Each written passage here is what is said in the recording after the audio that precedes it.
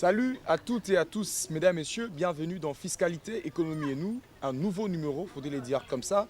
Et vous le savez bien, la semaine passée, une thématique qui a fait vraiment, je dirais, le buzz, et dont beaucoup de gens ont pu nous contacter pour essayer de mettre leurs pensées concernant ces problèmes qui a vraiment mis beaucoup de Congolais sur une table en train de réfléchir. Et ça sera pour nous encore une manière de pouvoir réfléchir là-dessous concernant ce fameux pont qui va relier Kinshasa et Brazzaville, ainsi que le grand problème qui a toujours intéressé l'opinion dans son ensemble concernant le port à eau profonde de Banana. Alors, mesdames, messieurs, bienvenue dans la Fiscalité, Économie et nous. Ce sera avec notre invité qu'on va essayer de réfléchir, Madame Laurel Sosongo qui est avec nous. Je dis bon après-midi et bienvenue à toi, Madame Laurel.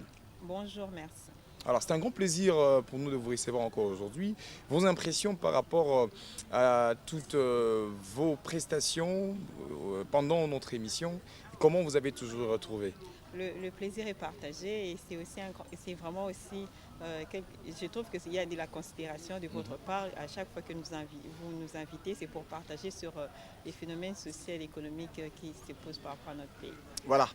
Sans plus tarder, mesdames et messieurs, nous allons directement attaquer avec notre thématique de cet après-midi. Madame Laurel Sosongo, nous parlons de ces fameux ponts qu'on doit mettre justement, qui va désormais relier Kinshasa et Brazzaville. C'est un projet pour 2020 et c'est la Banque du développement africaine, justement la BAD, qui va financer, c'est que c'est dit à 50% le travaux pour la construction de ces ponts qui va relier Kinshasa et Brazzaville.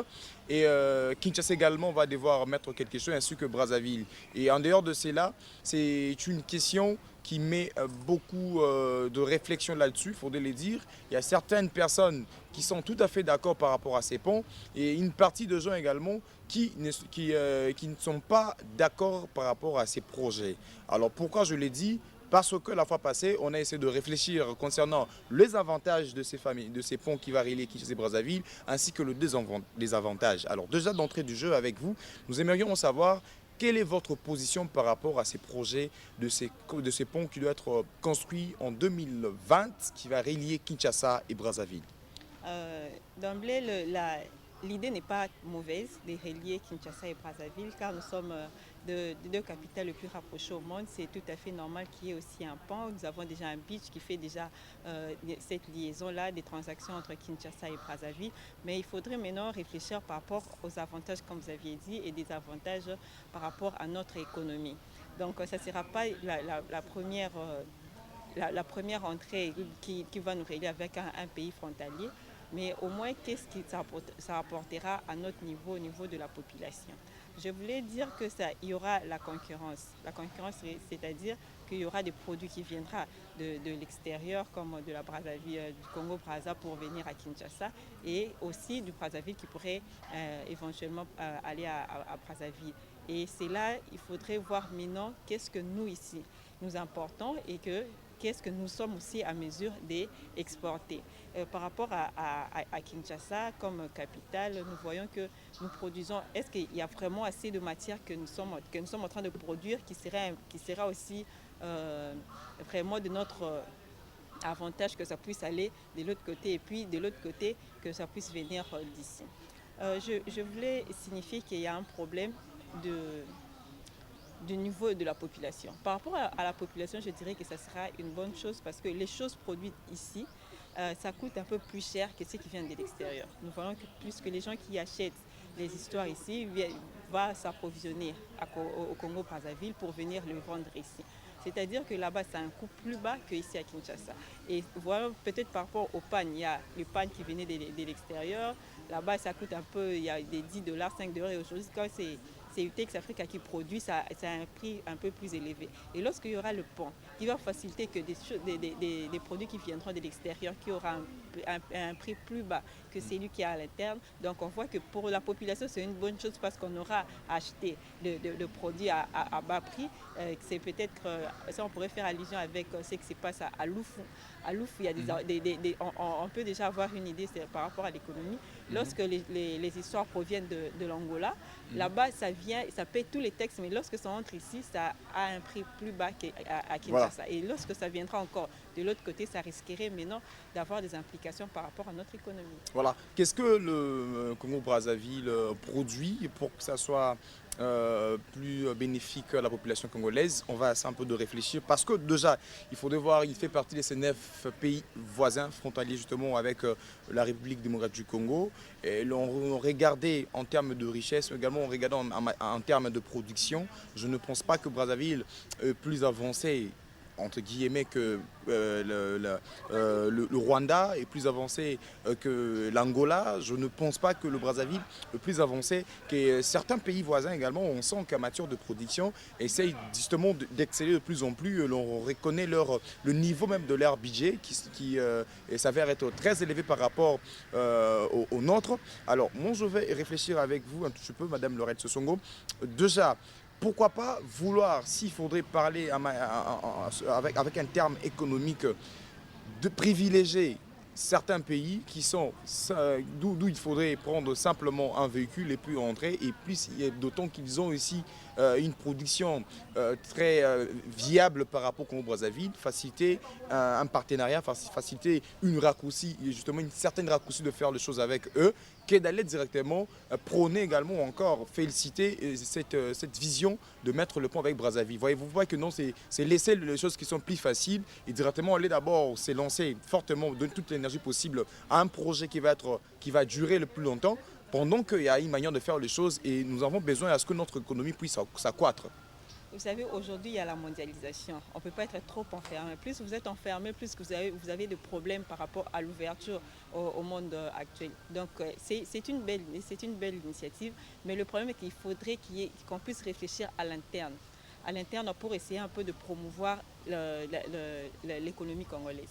Vous voyez, lorsqu'il y a eu un problème d'importation de ciment, les ciments qui venaient de l'extérieur avaient un prix plus bas que ce qui était produit ici. Donc il faudrait que nos autorités puissent réfléchir comment faire pour que nos produits à nous puissent suffire à la population, pour que nous puissions nous-mêmes vendre nos produits et puis avoir...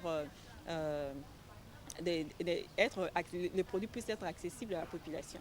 Aujourd'hui, on peut bel et bien penser le faire, c'est une bonne chose, puis, parce qu'on a parlé de l'ouverture au niveau de la mondialisation, mais qu'est-ce que cela pourra avoir par rapport aux conséquences de la population? La population, nous voulons l'amélioration des conditions de vie. Sur ce, nous voulons un prix d'achat un peu inférieur. Donc, nous serons tous tentés à acheter ce qui aura un coût un peu faible par rapport à ce qui existe. Mais maintenant, ici au Congo, il y a des entreprises qui sont là. Il faudrait aussi préserver ce qui est local. Mais ce qui est local, on n'a pas de matières premières, tout provient de l'extérieur. Donc quand ça vient et les matières premières de l'extérieur et tout, ça a une valeur ajoutée par rapport aux produits. C'est ce qui fait qu'à l'interne, on n'aura pas assez on risque les entreprises risquent de fermer alors qu'il y a des main-d'œuvre qui sont là, okay. Il y a des familles qui vivent de cela et ça aura des implications par rapport à la population. Voilà pourquoi on a toujours parlé de l'assainissement du climat des affaires. Lorsqu'on parle de ces points, ça sera bénéfique parce que le port de Boma ne fonctionne presque plus parce qu'il y a les taxes qui sont élevées, les entrepreneurs se plaignent lorsque leurs produits arrivent là-bas et peut-être ils sont volés, il faut voir les taxes qui sont payées de là jusqu'ici et tout ça on préfère aller à Pointe-Noire et lorsque on arrive à Pointe-Noire et encore il y aura un raccourci par rapport à ce pont-là. À ce sujet-là, j'ai une question à vous poser. Nous voulons construire ces ponts en 2020, un projet qui va être financé à 50% par la BAD. C'est pendant que nous avons notre port à eau profonde de Banana, comme vous venez de le dire, on va en profiter directement, qui depuis très longtemps, l'on sait comment est-ce qu'on est en train de chercher d'abord construire ces ports-là, faire de sorte que ce soit un port à de très bonnes conditions pour permettre qu'il y ait des entrées et pour permettre à ce que même l'État puisse bénéficier de plus par rapport à notre port, à nos profondes de Banana. Et l'on sait que Congo-Brazzaville, vers Point-Noir, leur port, c'était un port bien construit et on sait qu'il fonctionne comme il faut. Voyez-vous pas que si ces ponts, on le mettait aujourd'hui, plus c'est Brazzaville qui va bénéficier parce que beaucoup des investisseurs aimeraient toujours d'abord venir avec leurs produits, leurs marchandises par le port de pointe-noire. Et ici à Kinshasa ou encore ici au Congo, on n'aura pas cette facilité également, où je pourrais dire ça serait carrément impossible que les investisseurs puissent descendre par chez nous et faire entrer leurs produits justement à Brazzaville et d'autres pays qui sont plus proches que Brazzaville via le pont qu'on va construire. Donc voyez-vous comment est-ce que le Congo va perdre là-dessus, et c'est Brazzaville qui sera le plus gagnant dans cette affaire de pont. C'est ce que je disais, c'est là devrait faire une matière de réflexion à nos autorités. Donc parce que là on parle de Boma, nous voyons comme un port qui là où il y a des bateaux, il y a des histoires qui viennent de l'Europe arrivent, mais il faudrait voir l'économie aussi de cette ville-là. Et là, par rapport à cela, ce n'est pas la première fois qu'on se plaigne par rapport au fonctionnement de ce port.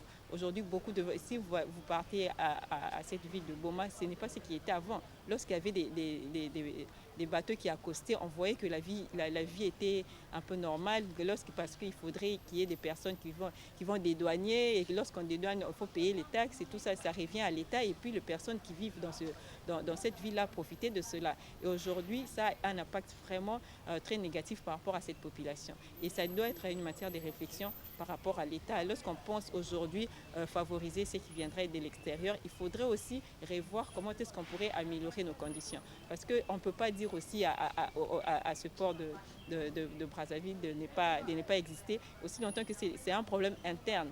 On parle de l'assainissement du climat des affaires, on parle de suppression de surtaxation, de taxes. Donc tout ça a déjà vraiment de l'impact. Nous tous, nous connaissons les vrais problèmes. Au lieu qu'on puisse voir le mal ailleurs, je pense qu'il faudrait vraiment réfléchir comment faire pour rentabiliser tout ce qu'on a comme acquis, au lieu de réfléchir comment est-ce qu'on peut faire pour essayer un peu de barrer la route au développement de la communauté. Voilà, déjà c'est un problème interne, comme vous venez de le dire, donc c'est une tâche qui revient à l'autorité de d'abord voir comment arranger, on va construire notre port à non profond des bananas, et en lié aux places de pouvoir directement s'attaquer s'attaquer à la partie également qui va bénéficier par rapport à ces ponts qui sera construit, je pense déjà vers 2020. Alors on va prendre avec vous, Madame Laurette Songo, une question très importante. Ici, on va réfléchir toujours concernant notre port non profond de Banana.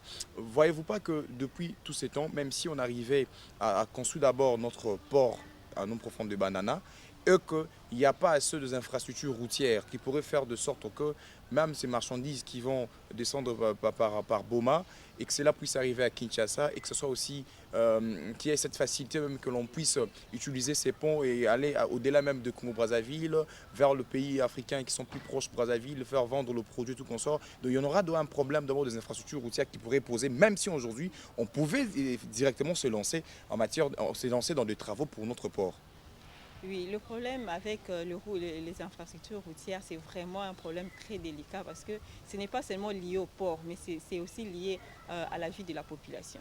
Aujourd'hui, lorsqu'on parle de l'économie, on voit la production. Et lorsqu'on ne produit rien, on peut avoir autant de ports, on peut avoir autant de ponts, et ça ne produirait presque rien, parce que nous serons obligés d'importer de l'extérieur. Et si nous voulons vraiment valoriser notre économie, il faudrait produire pour exporter. Donc la production doit suffire d'abord à nous, la population, et puis le surplus soit exporté. Et là, nous allons voir les devises vont entrer, et on aura vraiment l'amélioration de notre économie. Donc aujourd'hui, si on parle de la production, on ne peut pas parler de la production sans pour autant faire allusion aux routes, parce qu'il faudrait produire et que ces produits doivent être évacués.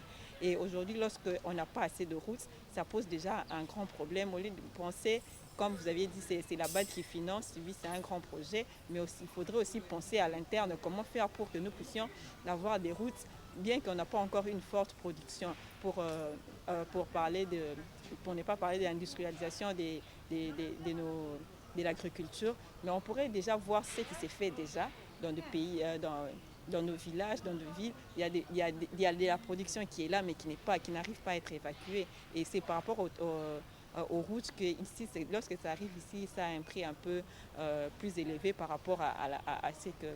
Alors, qu'est-ce qu'on va produire chez nous au Congo, à Kinshasa, et dont à Brazzaville on ne pourrait pas trouver? Vous savez, Kinshasa, c'est la capitale.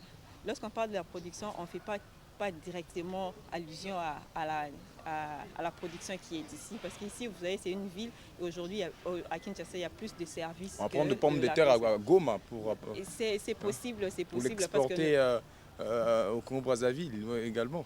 il faut qu'il y ait un besoin pour qu'on puisse avoir euh, il faut qu'on trouve le besoin à Brazzaville pour que le bien qui serait ici puisse répondre à ces besoins et là on aura à exporter ce qui serait important. Donc par rapport à Kinshasa, c'est le centre-ville, c'est par rapport à ça que nous parlons de routes, que même à Kinshasa on a besoin d'être alimenté par rapport à nos villes, à nos villages qui est tout autour d'ici. Parce que l'agriculture ici, on n'a pas assez de place, c'est qu'on mange plus d'ici. Ça vient de là où on parle on voit des maïs, on voit les maniocs, et ça vient plus de l'intérieur du pays. Et ça pourrait aussi être exporté au moment où ici il y a déjà, ça arrive à remplir déjà le besoin qu'il y a ici à Kinshasa. Et puis après, on pourrait Alors exporter. moi je suis en train de voir déjà, et cette grosse difficulté qui a toujours existé, même pour exporter vers l'Angola, Rwanda, tous ces pays-là, qu'on a cette facilité par véhicule directement d'y accéder. Est-ce que sous quelle magie, par quelle formule, ça serait plus facile pour nous de pouvoir exporter pour Brazzaville ou encore aller au-delà? Je suis en train de voir, est-ce qu'il y en aura cette facilité? Parce que apparemment l'opinion qui est émerveillée par rapport à ces projets disent que c'est l'assiette fiscale de la République du Congo qui va s'accroître parce qu'il y aura des taxes à payer, enfin et tout. Est-ce que ça pourrait soulager ou on pourrait dire ce sera un coup de génie en matière fiscale? Bon, je ne sais pas, Madame Laurel, vous trouvez comment un peu? Moi, je pense que lorsqu'on parle de l'assiette fiscale, est-ce que le problème est résolu par rapport au port de Banana? Pourquoi les gens ont fui le port de Banana pour aller au Pointe-Noire? C'est peut-être par rapport aux taxes. Est-ce que s'il faudrait maintenant revenir surtout parler seulement de taxes, est-ce que le problème sera résolu? Donc moi, je pense qu'il faudrait, comme je viens de le dire, assainir ce problème parce que même les entrepreneurs, les investisseurs viennent investir pour gagner quelque chose en retour. Et lorsqu'il y a plus de taxes et que les produits arrivent ici à un prix plus élevé, alors qu'ils viennent vendre ça à une population pauvre, là, il y a un paradoxe qui se pose.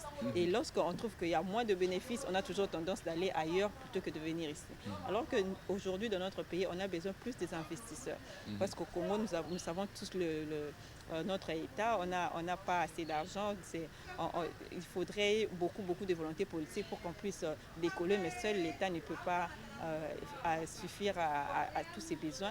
Et il faudrait vraiment qu'on puisse non pas seulement penser aux taxes, mais serait comme j'ai suivi le directeur du cabinet du président de la République, diversifier l'économie. Il faudrait diversifier l'économie, diversifier la production pour que nous puissions importer et puis exporter et puis avoir des devises dans notre pays. Donc parler de taxes, c'est une bonne chose, mais même au port de Matadi, au port de Boma, on avait toujours eu le problème des taxes, mais ça posait problème par rapport aux investisseurs, parce qu'il y avait trop de tracasseries, trop de taxes, il y a trop de services qui est là. Il faudrait revoir, c'est une bonne chose, mais revoir comment est-ce qu'on pourrait canaliser ces ressources-là pour rentabiliser l'économie de notre pays. Alors déjà parce que peut-être que la production a toujours été faible chez nous. Pour le moment, il faudrait le dire comme ça. On pourrait dire que c'est via le taxe qu'on pourrait peut-être dire que cela aurait dû être bénéfique pour notre pays. Bon, on va continuer.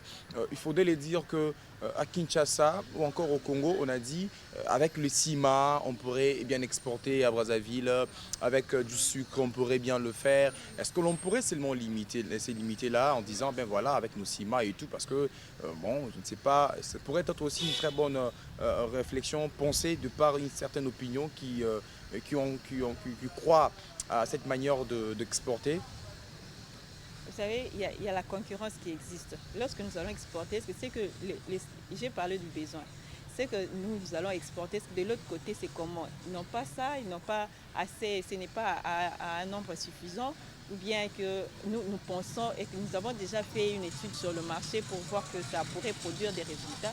C'est pour ça que je pense qu'il faudrait vraiment une étude bien faite pour que nous puissions donner un peu de la valeur par rapport à cela, au risque que nous puissions subir seulement ce qui viendra de l'extérieur et que nous, peut-être, ça soit les taxes et tout, mais on ne peut pas seulement développer un pays par rapport aux taxes. Il faudrait diversifier et là, j'insiste sur la production. Il faut voir aussi, il faut aussi promouvoir cette industrie congolaise. Et là aussi, quand on parle de taxes, ce n'est pas seulement au port, ce n'est pas seulement sur le pont. Il faut voir dans des entreprises, il faudrait aussi stimuler et subventionner quelque part ces investisseurs-là pour qu'ils puissent produire en grande quantité et que ça puisse être vendu partout pour que nous puissions vendre l'économie de notre pays. Voilà, quel genre de marchandises qu'on va voir être importées ici à Kinshasa? Est-ce que ces marchandises vont se vendre comme comment on les appelle,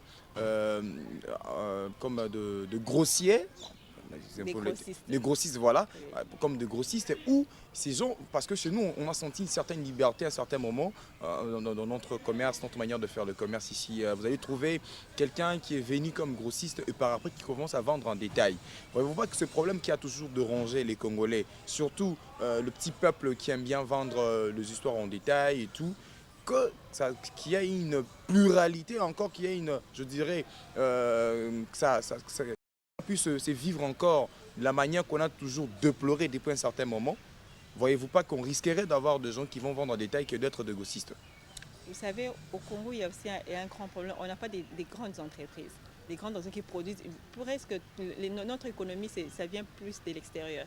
Ça vient plus de l'extérieur. Aujourd'hui, je ne sais pas si vous pouvez énumérer une grande entreprise ou bien je ne pense pas que ça serait 2, 3, 4, 5 qui produit suffisamment pour répondre à nos besoins et puis qui pourrait avoir éventuellement des surplus pour que ça soit exporté. Donc nous avons vraiment de problèmes. Les entreprises qui existaient ici ont fermé, peut-être certaines qui essaient un peu de continuer et se plaignent par rapport aux taxes et par rapport aux réalités du pays, ça ne permet pas aux gens de venir investir ici. Ce qui fait qu'aujourd'hui, penser exporter, c'est penser aussi, rêver aussi trop grand. Donc il faudrait d'abord qu'on favorise le climat ici à l'interne, qu'on favorise que les investisseurs puissent venir produire assez en grande quantité, qu'ils puissent avoir des subventions, qu'ils puissent avoir un accompagnement pour que vous puissiez, pour qu'on puisse stimuler ces gens. Donc c'est à cause de cette pluralité de taxes qui fait de sorte que certains grossistes, lorsqu'ils viennent, qu'ils entrent jusqu'en petit détail. On pourrait dire c'est comme ça. Non, là, ce sont deux choses différentes. Les grossistes, là où on voit des Indiens Voilà. qui viennent ici, eux viennent pour vendre, mais là, c'est le non suivi de notre État. C'est bien établi que les étrangers qui viennent puissent vendre des choses comme des grossistes, mais les détaches, c'est réservé aux Congolais nous-mêmes. Mais il y a une légèreté, un laisser-aller qui fait que ils puissent le faire le tout et puis sans être poursuivis. Donc, mais on pense que si ce pont-là est effectif, ça pourrait aussi réduire cela parce que les Congolais eux-mêmes pourront aller acheter de l'extérieur puis venir avec ça ici. Donc, le problème, en quelque sorte, l'on voit que ça pourrait être, dans ce sens-là, ça pourrait être bénéfique. Ça donc, permettre également aussi aux Congolais de traverser facilement, aller aussi acheter et venir en vendre. Donc, mais bon, ce qu'on a toujours connu, voyez-vous pas que ça pourrait aussi être un de moyens, on va rire un tout petit peu, pour la plupart des Congolais qui ont toujours eu marre de vivre au Congo compte tenu des différentes situations économiques, sociales qu'on a connues ici, d'en profiter, aller vivre ailleurs, d'utiliser ces ponts comme si on pouvait aller acheter quelque chose et quand on arrive là-bas, on ne rentre presque plus. Nous, on a un Congo de plus de 80 quelques millions d'habitants, cependant qu'on m'a appris à Brazzaville, ils sont que 6 millions, hein, quelque chose comme ça, et on risquerait d'aller remplir le pays d'autrui et aller même voir au-delà, pensez-vous? Là aussi, c'est une matière à réfléchir toujours chez nos autorités. Ils doivent revoir cela. Ils doivent étudier minutieusement comment améliorer les conditions de vie de la population. Vous savez, vous avez fait la comparaison entre Kinshasa et Brazzaville. Brazzaville, c'est un tout petit pays par rapport à la RDC, 2 345 000 km². C'est tout à fait normal que nous puissions avoir un nombre, comme vous avez dit, de 80 millions. Mais par rapport à leur étendue, il faudrait qu'il y ait peut-être qu'ils soient avec ce nombre-là. Mais ce n'est pas aussi normal que nous aussi, ici, nous puissions aller remplir là-bas pour cause qu'ici, il y a pas, les conditions ne sont pas bonnes et puis aller de l'autre côté. Donc c'est une interpellation à nos autorités. Accepter ce pont, ça donnerait déjà des idées que nous sommes en train d'échanger ici. Comment est-ce que nous pouvons maintenir nos bases ici, notre population ici? Quelles sont les conditions que nous allons leur offrir pour que ces 80 millions puissent se sentir à l'aise dans leur pays.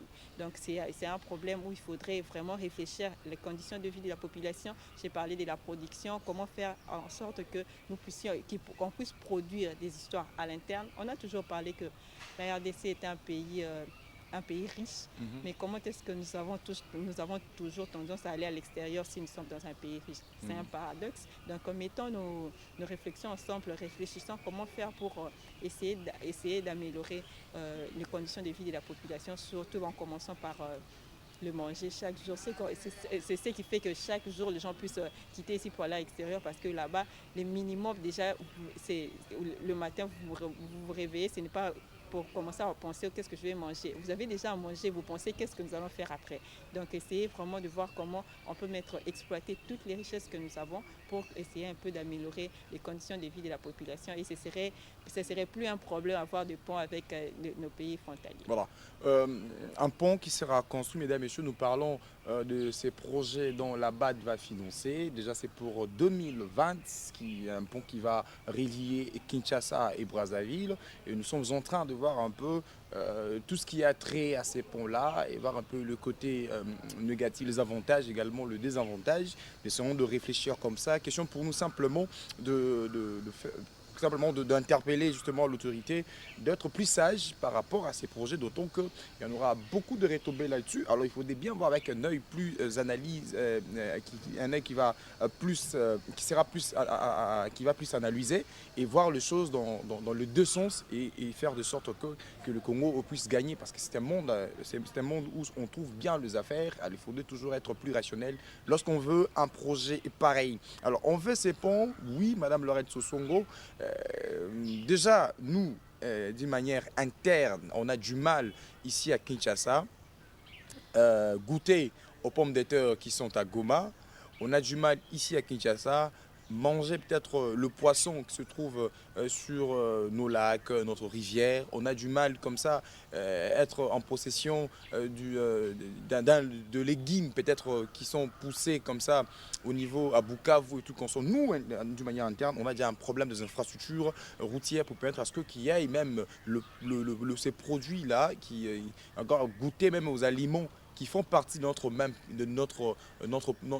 pays. Alors, s'il faudrait d'abord faire les choses pour que nous soyons organisés en matière des infrastructures routières, pour permettre à ce que même à Kinshasa, qu'il y ait cette facilité de pouvoir goûter aux produits justement qui proviennent de nos différentes provinces, comment l'on peut procéder en matière de construction de routes et voilà, dans ce sens-là. C'est juste question d'investissement. L'État doit mettre doit mettre assez de moyens pour permettre à ce qu'on puisse exploiter les potentiels que nous avons dans notre pays. Lorsque vous parlez de légumes, de tout ça, ce n'est pas la terre que nous manquons. Ici, c'est le pays qui est compté parmi les qui a plus de la terre fertile. Donc lorsqu'on on pratique l'agriculture facilement, il y a les récoltes qui sont là. Donc il faudrait maintenant réfléchir, il ne faudrait pas mettre tous nos problèmes, tous nos problèmes soient liés par rapport à ces ponts. Il faudrait qu'on réfléchisse par rapport à l'amélioration des conditions de vie de la population. Et c'est là, il faudrait, comme je venais de le dire, exploiter tous les potentiels que nous avons au Congo. Donc c'est-à-dire la terre, les eaux, tout ce qu'on a comme potentiel, il faudrait qu'on puisse l'exercer. Lorsque nous parlons de ça, même à Brazzaville, vous avez dit que c'est un petit pays, mais ils arrivent au moins à vivre selon leur richesse, qu'ils exploitent ce qu'ils ont pour l'intérêt de leur population. Et voilà que nous qui avons assez de richesses, nous pensons aller là-bas aujourd'hui parce que nous pensons que là-bas c'est peut-être mieux qu'ici. Donc le problème pour nous c'est d'abord de revoir les politiques que nous avions par rapport à l'agriculture, par rapport à l'industrie, par rapport à l'assainissement des affaires, pour que nous puissions inciter les entrepreneurs de venir. L'entrepreneur, on ne peut pas le dire de rester ici s'il trouve qu'il y a d'autres opportunités plus importantes ailleurs et lui, il cherche l'intérêt. Donc pour les entrepreneurs, c'est à nous maintenant de créer un climat qui va les pousser à venir vers nous, les offrir des opportunités pour permettre à ceux qui viennent et que notre économie soit bénéficiaire de cela. Voilà. On va prendre, je pense, qu'une question également qui va toujours avec cette affaire de ces ponts qui sera déjà construit en 2020. Parlons un tout petit peu en ce qui concerne économiquement, voilà, en ce qui concerne les deux pays, parce que ce sera un pont qui va nous réunir.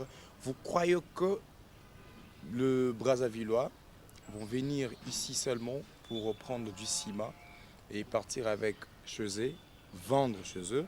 Croyez-vous que au Congo, on va avoir des Quinois, encore tout Congolais, quitter ici pour traverser à Brazzaville, simplement prendre ces dont Brazzaville produit déjà en matière de production? Je suis en train de voir parce que jusque-là, ça fait un peu flou, presque à Brazzaville et venir avec. Et croyez-vous qu'il y aura une certaine facilité de quitter ici, aller à Brazzaville? Si on voit peut-être qu'à Brazzaville, ça ne suffit pas, va aller même au-delà, Gabon, parce qu'il y a de ces pays-là qui sont plus proches avec Brazzaville, qu'on pourrait simplement prendre un train. On y arrive et on achète, on vient avec, l'on va ici à Kinshasa. En termes de sécurité, tout ce qu'il y a, on pourrait observer comme disposition sécuritaire, on pourrait croire, c'est là que ça pourrait être facile. Mais ça s'est fait déjà au niveau du beach Ngolila. Si vous allez voir qu'il y a des jeunes gens, des mamans qui vendent des pagnes, qui vendent des jeans, de polo. Ils vont s'approvisionner à Brazzaville pour venir le vendre ici. C'est déjà quelque chose qui s'est fait, mais peut-être que ça sera encore plus facile lorsque ça sera un port, parce que là, vous voyez, c'est un beach, et lorsque ça sera un pont, peut-être que ça sera plus facile. Mais ça s'est fait déjà, il y a des gens qui viennent, avant peut-être qu'il y ait ce courant de Chine, et ça provenait de Brazzaville, il y a des femmes, il y a des jeunes qui venaient ici il semblerait qu'il y a beaucoup de tracasseries aussi, même si on le faisait déjà depuis un certain moment. Il y a des taxes qu'on paye, qu'on ne connaît même pas le nom presque pour certains. Trop de magouilles qui se passent un peu à ces niveaux-là. Est-ce que tous ces problèmes, on pourrait facilement pallier à cela pour qu'il y ait un changement? Parce qu'il y a beaucoup qui déplorent qu'il y ait des problèmes qui se passent là-bas.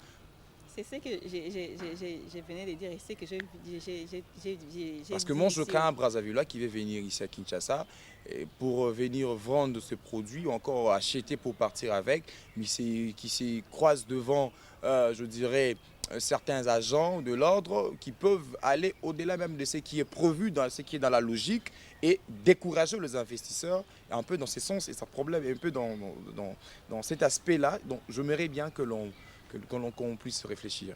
C'est ce que j'avais dit. Est-ce que si aujourd'hui les entrepreneurs pourraient fuir le port de Boma, est-ce que le problème sera résolu lorsqu'il y aura le pont? C'était ça ma préoccupation. Donc le problème existe par rapport aux tracasseries. Là, c'est à l'État congolais de revoir ce qui s'est fait.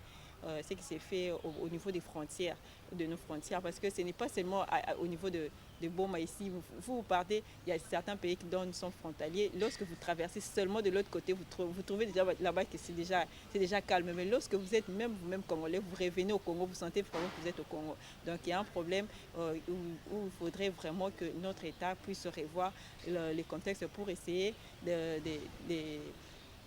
motiver les entrepreneurs, qu'il y ait moins de tracasseries, moins de taxes, pour essayer de faciliter cet échange-là entre nous et les autres. Et là aussi, il faudrait que ça soit dans le chef de Congolais, parce que les Congolais, nous-mêmes, ensemble, lorsqu'on part partout, on voit qu'il y a un Congolais, on a peur parce qu'on se dit le Congolais, c'est un peu compliqué. Donc il faudrait vraiment qu'il y ait un changement de mentalité, et au niveau des autorités et au niveau de la population, qu'on puisse mener des campagnes de sensibilisation pour amener ce genre à bon port.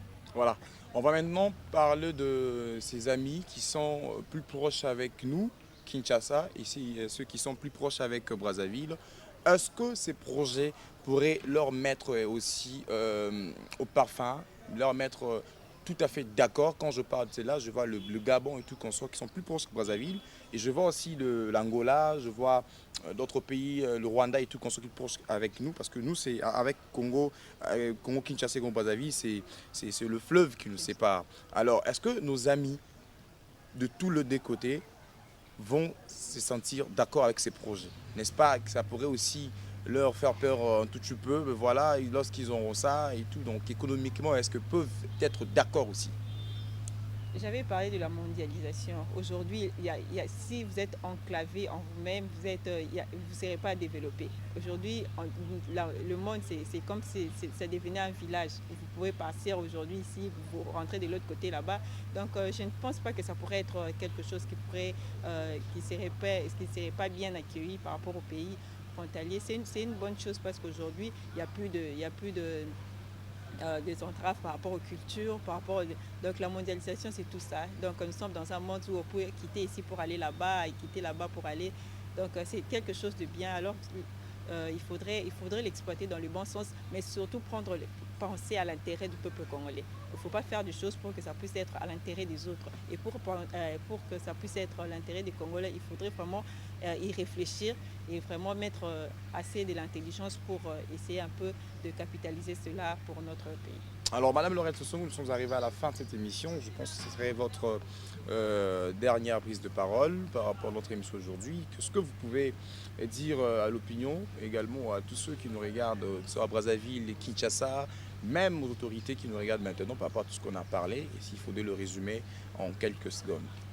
Vraiment, je voulais plus interpeller les autorités parce que c'est déjà une décision prise et que ça va passer à l'exécution, mais pensez toujours à l'intérêt du Congolais. C'est une bonne chose, la concurrence sera là, les histoires provenant de l'extérieur seront ici à Kinshasa, mais comment faire pour essayer un peu de valoriser notre économie, de capitaliser aussi nos ressources. Donc comme nous déplorons ce qui s'est fait dans des ports, dans des beaches par rapport aux tracasseries, que cela ne puisse pas se reproduire là-bas.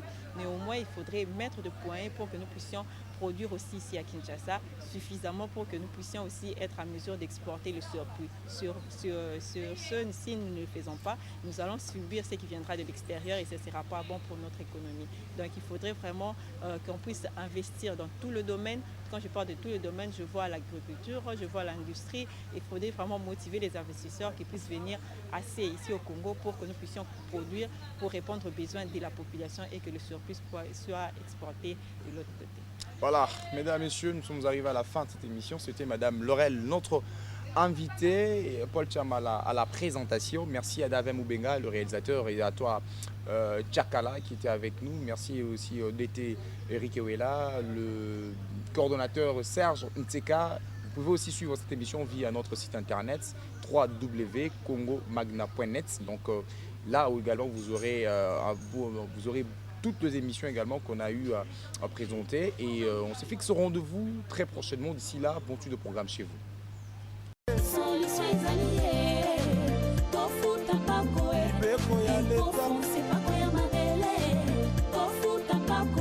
Papa